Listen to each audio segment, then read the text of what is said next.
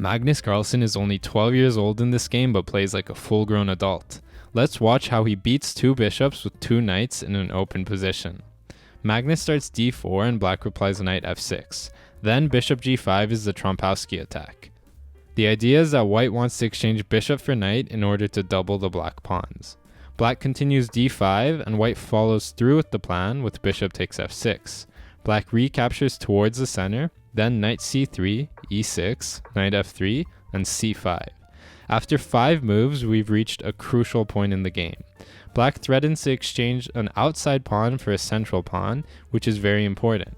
If white plays a little bit too passively here, with e3 for example, then black is going to take on d4 and has very easy and smooth development from this point.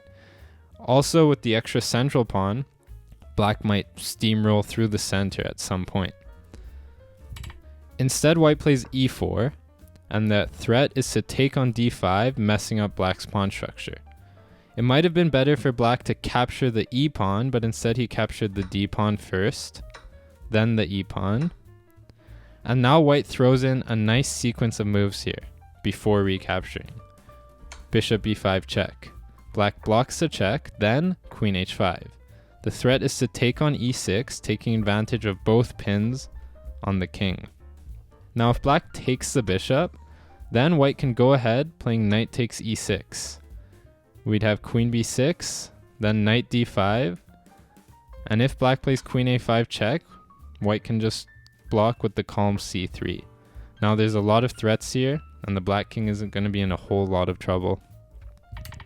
So of course black instead played queen b6, defending e6. The game continued queenside castle, bringing the rook into the game, and white has a lot of pressure here. The other rook is going to come to e1, joining the party. The knight is going to take on e4, threatening to capture on f6.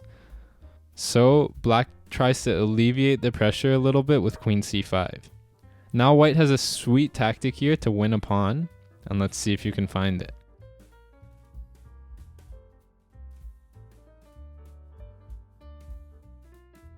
So the move Magnus played is a knight takes e4.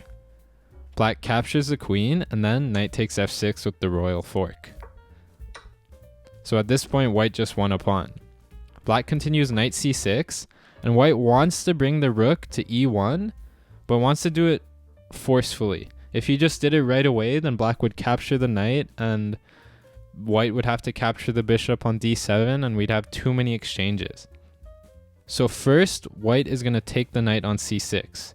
And how would you do that, with the bishop or the knight? Well, Magnus did it with the bishop. And that's because the knight on d4 coordinates much better with the rook on e1. For example, if black plays a nothing move like a6, then white would continue knight f5 check, and knight f6 is actually checkmate. At this point, black resigned because it's pretty much hopeless. The game may have continued as such, but white is already up one pawn and will soon get rid of the bishop pair. And at this point, the white rooks are going to harass the black king. Lots of trouble.